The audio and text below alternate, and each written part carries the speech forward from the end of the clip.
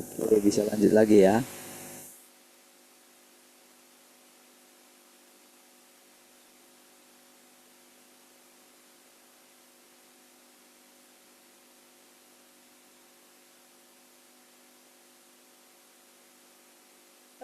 Oke Pak, sampai situ. Haleluya, puji Tuhan. Oke, gara-gara terputus jadi terputus.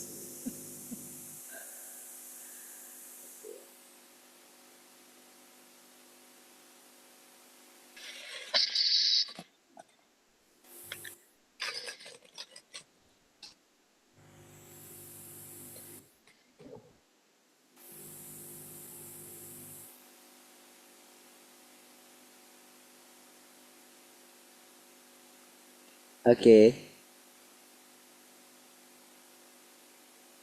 cek satu. Baik, saudara. Berarti nanti kita itu selesainya nggak sampai jam 6 ya. Begitu ini sekarang lewat 14, berarti paling cepat kita itu 6 kurang 5 ya. Jadi begitu 6 kurang 5 ya sudah selesai lah. Begitu closing sudah. Oke, saudara, kalau kita apa yang kita pelajari itu, saudara, benar-benar saudara ya Tuhan itu nyata gitu ya. Jadi benar-benar Tuhan itu menampakkan diri. Firman menampakkan diri. Selama ini kan mungkin orang memanfaatkan firman ya. Memakai firman untuk menutupi dirinya gitu. Banyak seperti itu dulunya, saudara. Tapi sekarang ini saudara, firman itu menampakkan diri. Artinya yang berbicara itu jadinya firmannya gitu. Yang kita lihat itu sekarang firmannya gitu. Dan ketika kita ditaklukkan gitu, ketika kita dihajar, dihakimi gitu ya, lewat firmannya itu gitu, disitulah baru kita mengerti, oh ini artinya ya. Gitu. Barulah di situ saudara mulai kelihatan keselamatan kita kan. Artinya apa saudara? Kita boleh melihat keselamatan kita. Artinya itu kita itu ketika kita mulai melihat diri kita itu berubah tanpa kita sadari gitu kan. Dulu mungkin kita gampang bersungut-sungut, gampang kita membalas gitu. Gampang kita, ya sudah gitu. Tapi ketika kita mengizinkan firman itu, ketika kita mau, belum banyak sih yang kita kasih sama Tuhan gitu, maksudnya ketaatan kita gitu. Tapi kita sudah melihat bagaimana dia itu menunjukkan dirinya itu loh. Sampai kan seperti dikatakan tadi kan orang bisa mendengarkan itu hebat loh. Kan dari respon kan, dari respon orang kan bisa kita tahu gitu. Apakah orang itu mendengarkan kita atau tidak gitu.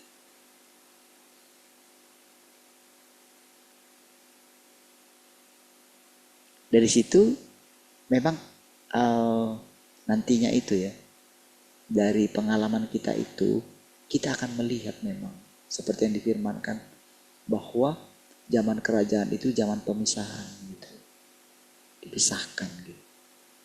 Jadi dari situ Tuhan akan melihat mana yang masih bisa disempurnakan gitu. Mana yang bisa ditaklukkan gitu. Dari situ sebetulnya. Pertama kan ketika Tuhan berbicara, pertama kan yang mengetahui itu kan kita sendiri. Misalnya ketika seperti itulah kita dipakai berbicara kepada orang lain gitu kan. Yang pertama kan mengetahui kan kita gitu.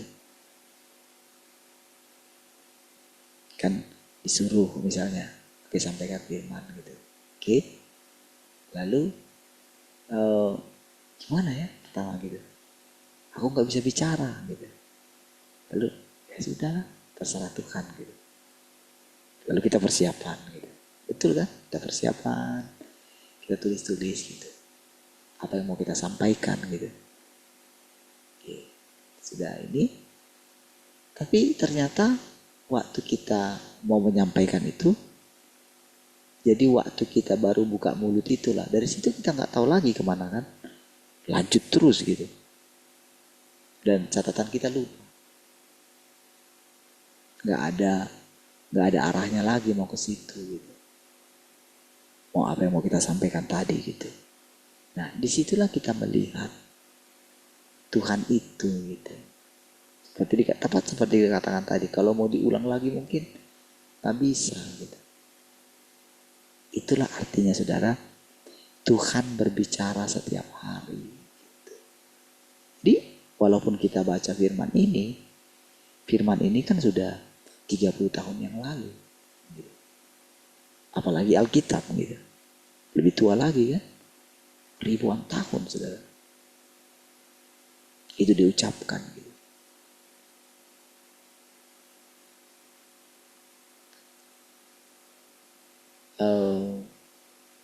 Jadi ketika kita sekarang mendengarkan perkataan yang baru, karena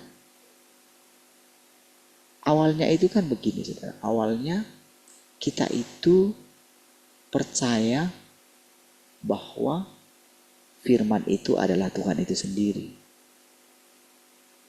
Jadi ketika kita digerakkan untuk mengatakan Tuhan sudah datang gitu. Nah, awalnya kan kita kan nggak ngerti kan, apa ya sebetulnya Tuhan datang kedua kali ini. Kan orang-orang yang langsung menghakimi itu kan, pada akhirnya mereka tidak bisa melihat kedatangan Tuhan gitu. Yang mereka permasalahkan kan perempuan. Itu yang dipermasalahkan kalau saya perhatikan gitu. Akhirnya mereka nggak bisa lagi mendengarkan perkataan-perkataan berikutnya ini. Dan puji Tuhan saudara, sampai hari ini kan kita itu tidak dipusingkan kan. Memang nggak pernah saudara kelihatan siapa perempuan itu. Saya sampai hari ini saya nggak tahu. Yang mana rupanya saya nggak tahu. Sampai hari ini saudara. Rupa secara fisik gitu saya nggak tahu. Tapi belakangan Tuhan itu mulai menerangkan kepada kita gitu. Dari yang kita dengar setiap hari kan. Ternyata esensinya bukan rupa manusia. Bukan gender. Bukan itu esensinya. Tapi apa yang diucapkannya. Wataknya itu. Itu yang seperti ditonjolkan gitu loh. Sehingga ketika kita berbicara gitu ya, apalagi kalau kita berbicara sesuai dengan firman itu, ketika kita misalnya mengatakan Yahweh itu adalah Yesus, Yesus itu adalah Yahweh, lalu Tuhan yang Maha Kuasa itu adalah Yesus yang datang kedua kali. Tahu gak saudara? Ketika kita mengakui seperti itu, maka jadilah seperti itu.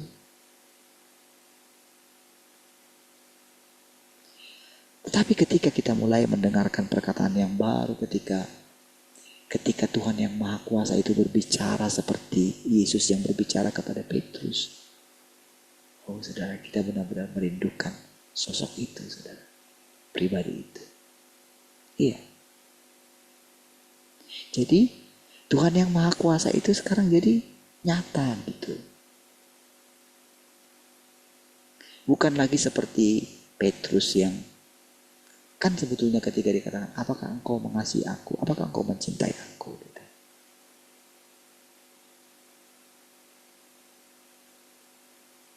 Di dalam pikirannya Petrus itu tidak ada pribadi lain yang patut kami kasih.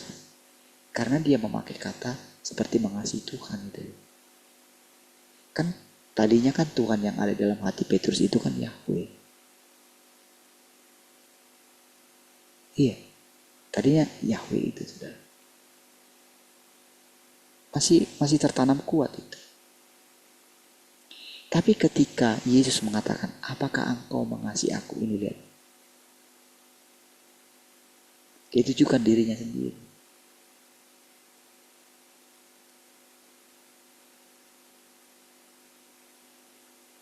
Disitulah baru dia merasakan kalau yang bicara itu adalah Yahweh itu sendiri.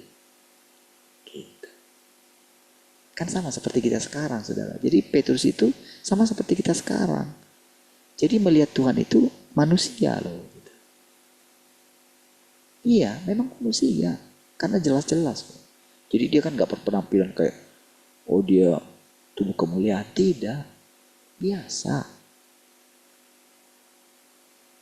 Bahkan kan Yesus pada waktu itu benar-benar membuat dirinya itu bukan kayak pemimpin gitu, bukan kayak ahli Taurat. Dia nggak membuat dirinya itu apa ya, kayak berwibawa gitu, tidak gitu. Makanya kan dia membasuh kaki murid-muridnya itu. Kan kalian panggil aku guru, tapi lihat nih, aku basuh kaki kalian ya. Makanya dia bilang, perbuatlah ini juga nanti. Tapi bukan itu jadi apa ya, ritual gitu, bukan. Seperti yang dilakukan oleh pendeta-pendeta berikutnya kan. Mereka membuat itu ritual. Padahal pada waktu itu saudara basuh kaki itu saudara ya. Karena memang mereka jalan itu kan bukan seperti sekarang jalan gitu. Jalan dulu itu banyak debu saudara. Karena harus melewati debu gitu. Tanah gitu loh. Jadi wajar setiap kali masuk rumah itu harus dicuci kakinya gitu. Jadi kalau dia orang kaya itu sudah ada tukang cuci kakinya gitu. Ada pembantunya. Jadi kalau si orang kaya itu pulang dari mana-mana gitu, jadi sudah ada yang cuci kakinya gitu. Sudah siap dia lari-lari gitu. Nah jadi kalau kayak mereka itu saudara, ya sudah ada air pencuci kaki di depan, ya cuci sendiri lah. Gitu.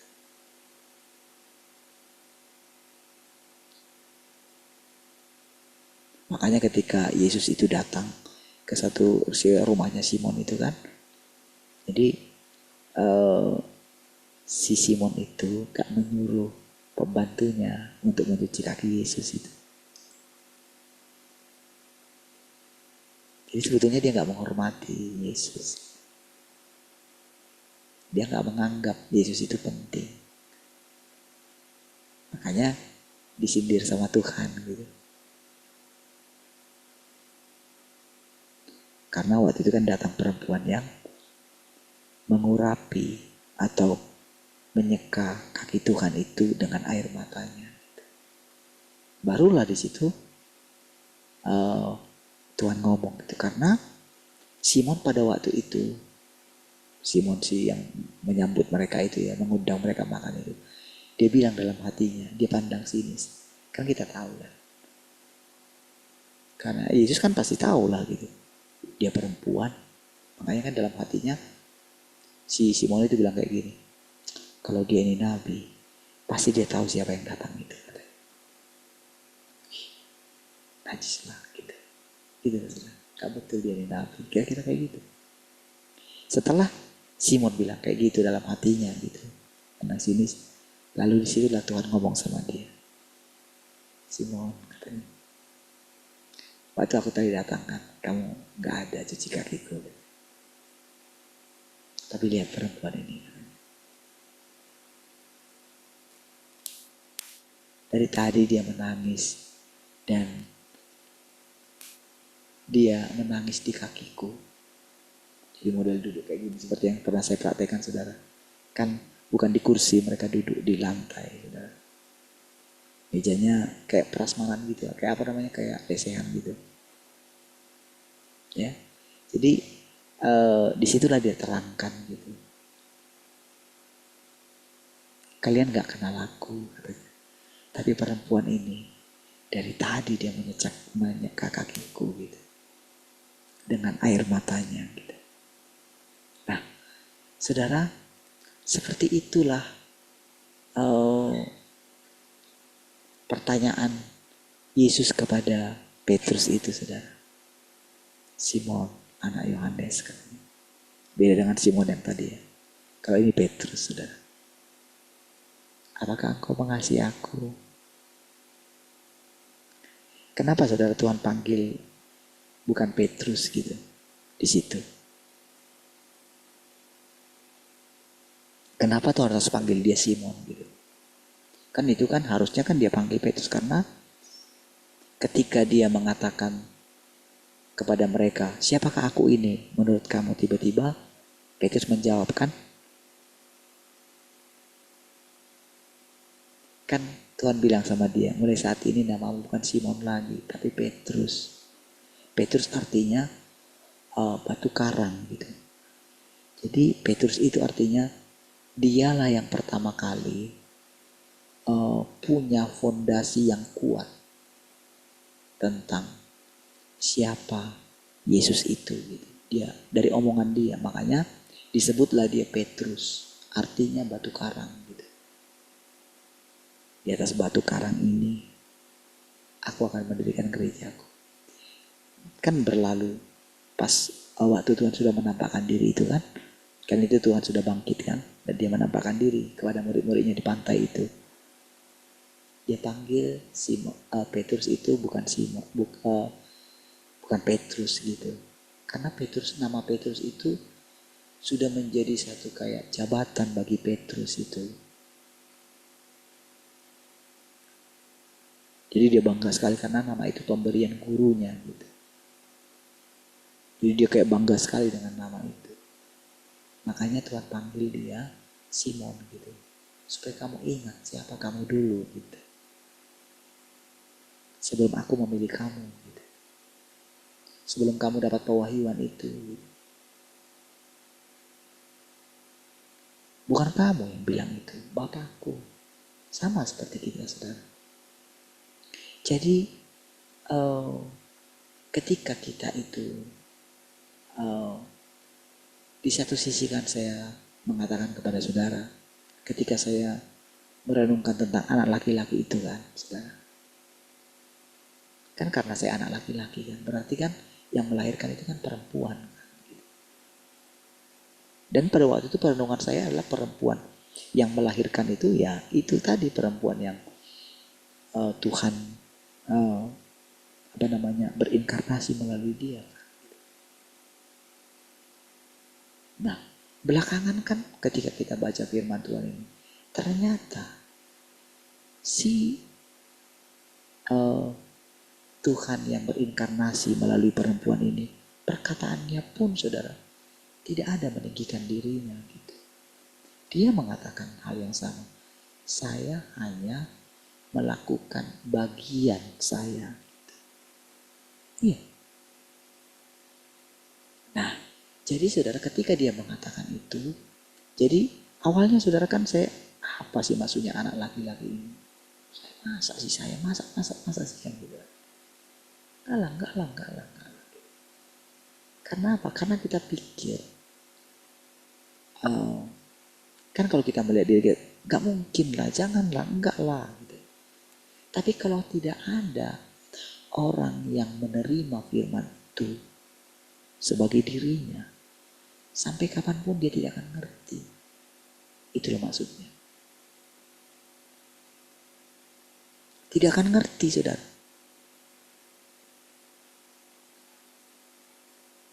Makanya saudara, ketika saya tidak menerima itu, ketika belakangan saudara, awalnya saudara, saya pikir, kalah. Jujur saudara, kalau saya renungkan dulu gitu, saya ini bisa sesat ini gitu. Iya. Gak bisa ini kayak gini gitu. Iya, saya sempat terpikir seperti itu. Jangan-jangan kayak gini lah orang yang sesat ini. Tapi saudara, lama-kelamaan saya lihat, saya sadar kok, saya normal kok gitu. Enggak, kalau seperti dulu kan bisa saudara, kayak ngeroh itu saudara.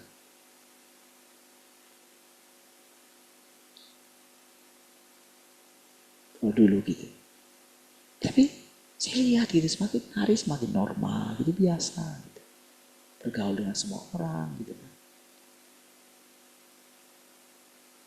Nah, jadi saudara, ketika sekarang ketika kita mulai melihat dia semakin nyata di dalam kita itu ya, seperti tadi itulah gitu.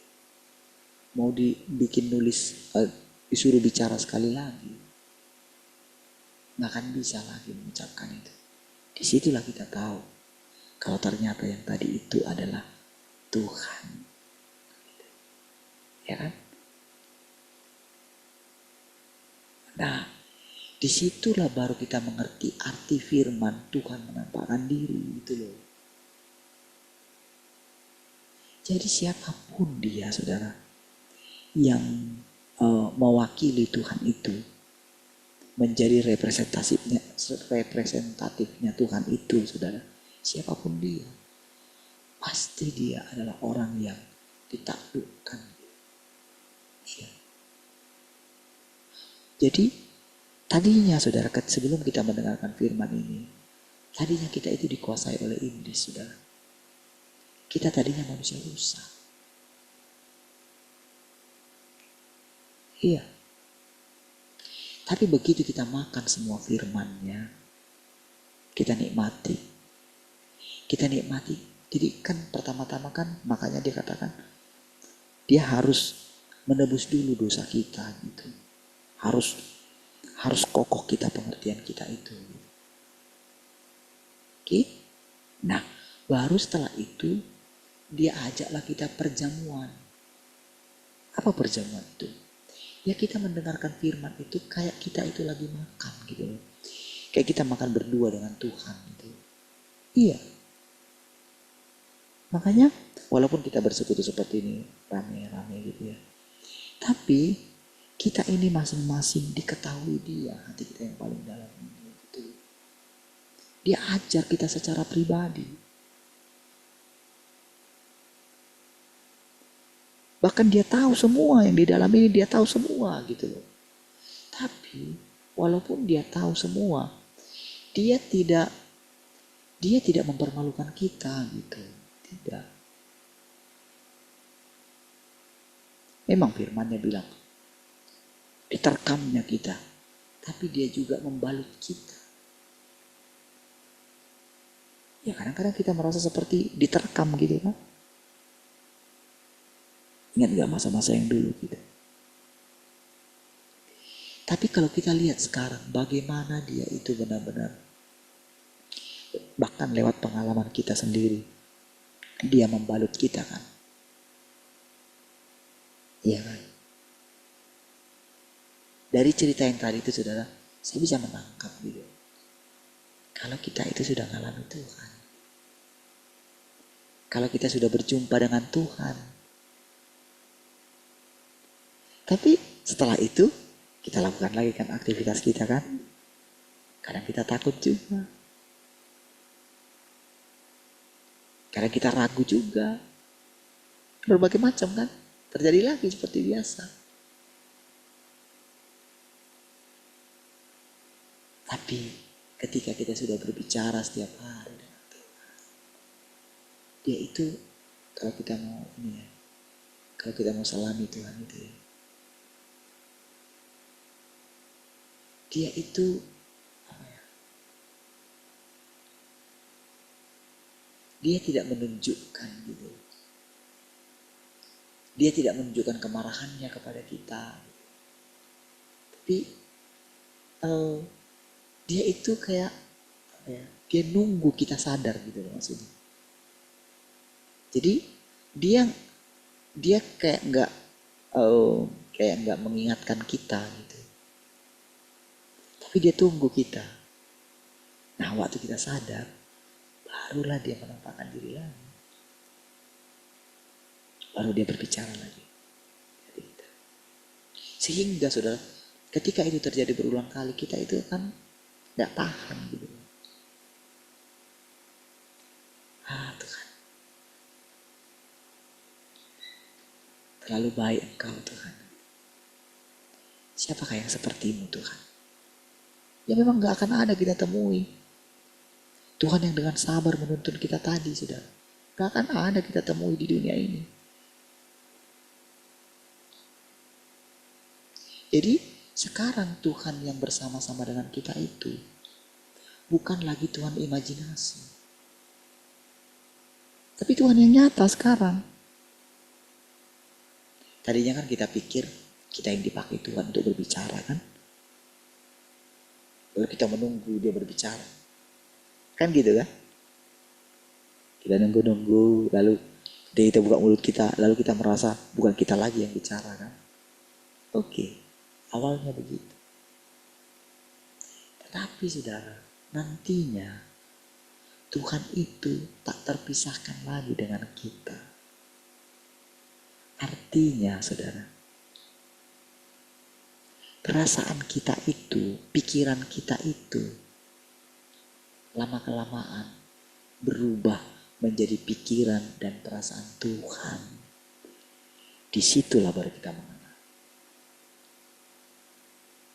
Disitulah kita baru tahu ketika kita melihat orang gitu ya. Kita jadi tahu jenis orang itu. Iya.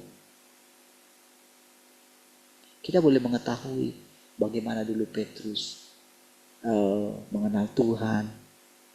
Kita jadi tahu.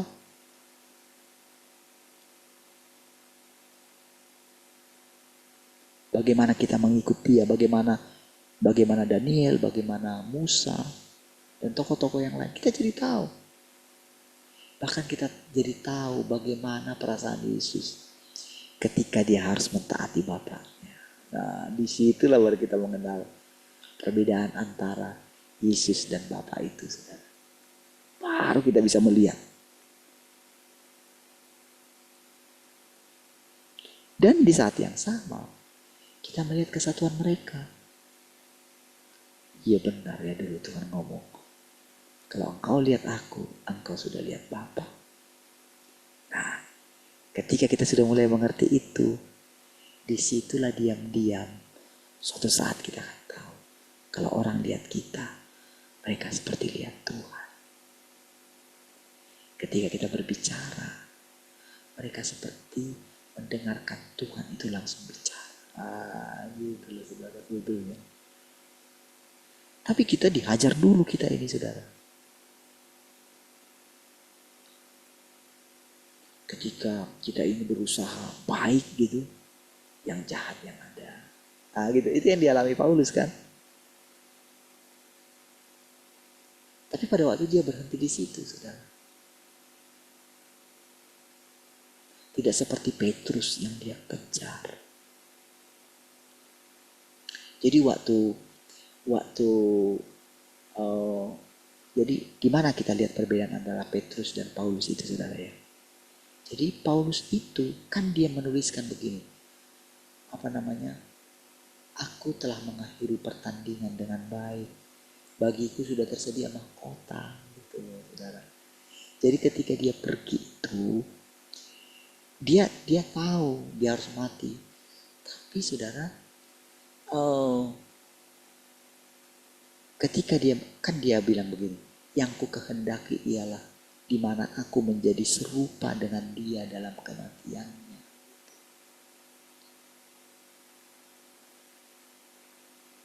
Sementara pengenalan Petrus tidak begitu. Dia tahu dia akan mati di masa tuanya. Dia akan diserahkan gitu, dia tahu. Sementara Paulus tidak begitu. Jadi kaku dia. Tapi Petrus tidak. Petrus itu sudah mengenali. Sama seperti pengenalan kita sekarang. Iya. Jadi ibaratnya Paulus itu sering nantang gitu. Dia nantang, tidak ada yang dia takuti gitu.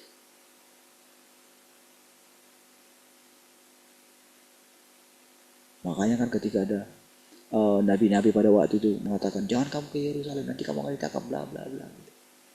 Dia gak takut sedikit pun. Untuk itu aku pergi. Iya.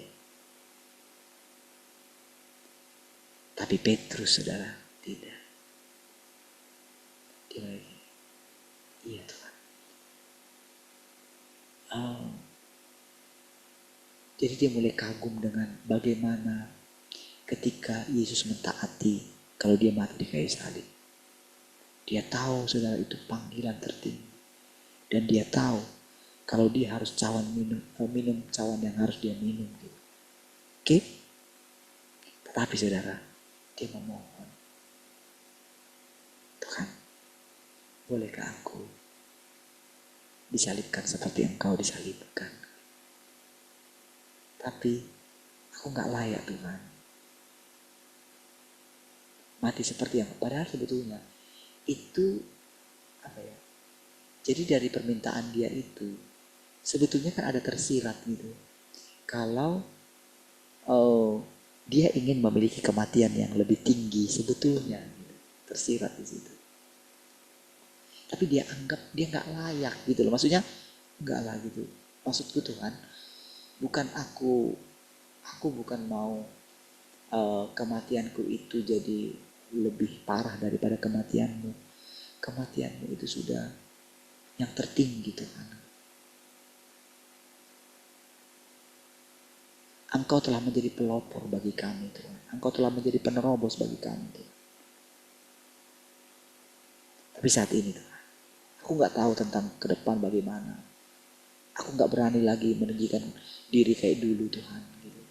Gak berani aku Tuhan.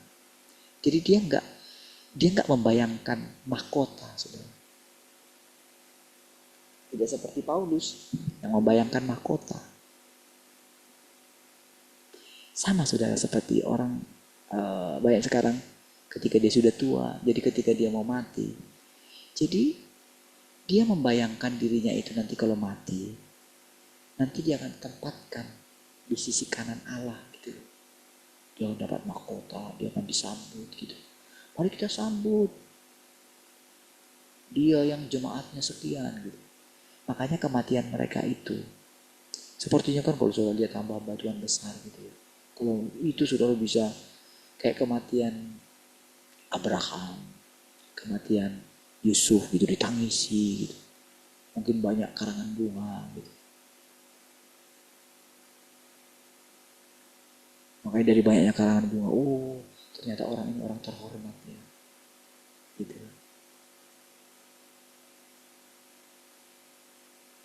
Makanya kata-kata yang diucapkan oleh kata-kata penghiburan itu yang diingat segala kebaikan. Dipuji-puji lah.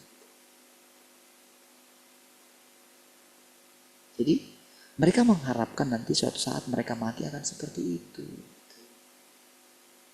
Dan mereka membayangkan Yesus akan menyambut mereka gitu loh. Cobalah lihat. Tapi Petrus tidak seperti itu, saudara. Jadi ketika Yesus pun mati di kayu salib itu, lihat saudara, Bapaknya meninggalkan dia. Cobalah lihat itu. Kan? Dia tahu suatu saat dia akan dia akan kembali kepada Bapa. Tapi pada waktu kematiannya itu, saudara, Bapaknya meninggalkan dia.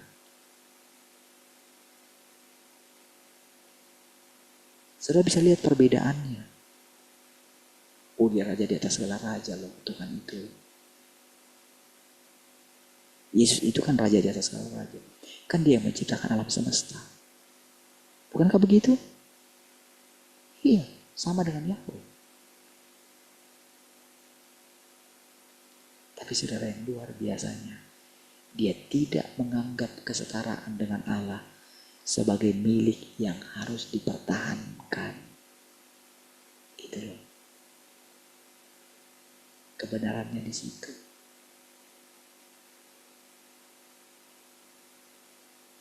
Makanya saudara, ketika kita melewati hari-hari kita, rasanya saudara kita itu jadi sabar gitu dengan hidup kita jadinya. Jadi kita itu nggak akan berusaha menambahkan kayak usaha kita. Jadi tetap yang diinginkan Tuhan itu sedikit dari kita.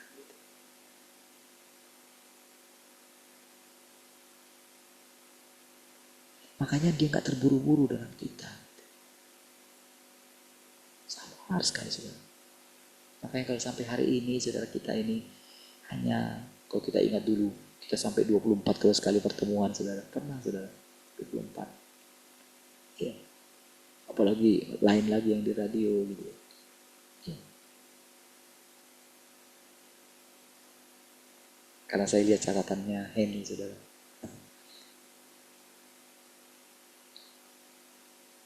Ternyata Henny itu suka catat semua gitu. Ketika saya baca, saya lihat itu. Dia catat semua siapa yang hadir gitu.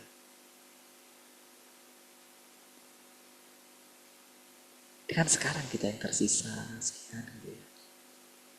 Dan dia itu sabar nunggu kita. Gitu.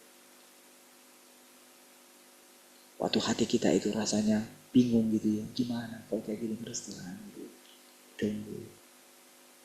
Dia liatin hati kita gitu. Sabar dia. Dia punya banyak pengalaman saudara dengan orang-orang, dengan manusia-manusia seperti kita dulu yang gagal di tengah jalan gitu.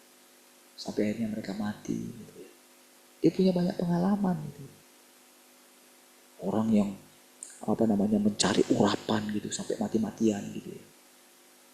Itu gak diberikan sama Tuhan gitu. Tapi dia lihat bagaimana ketika dia menjadi terkenal, dia mati di situ. Yang menjadi pengalaman bagi orang-orang berikutnya.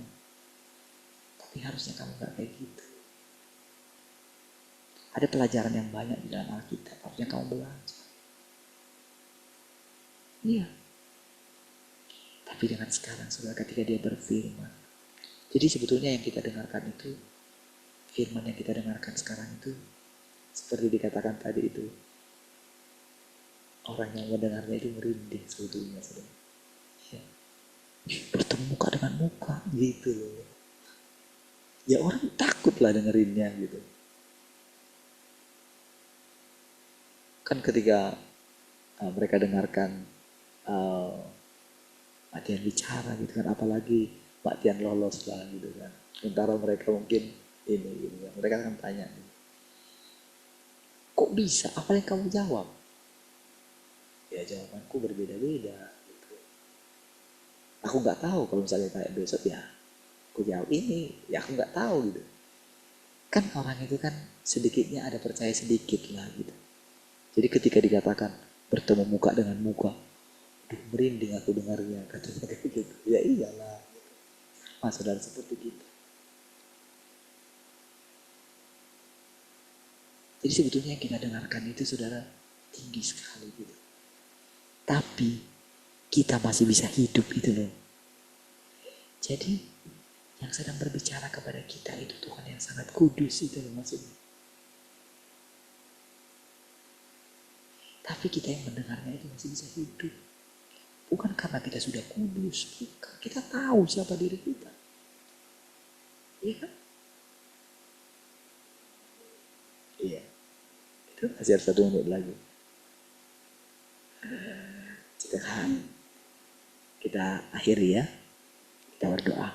Terima kasih Tuhan, kami bersyukur. Terpujilah Tuhan untuk selama-lamanya. Haleluya. Sama-sama katakan amin. Baik, itu kan ya. Jadi akhirnya kita bisa akhiri kurang 1 menit. Tuhan berkati semua.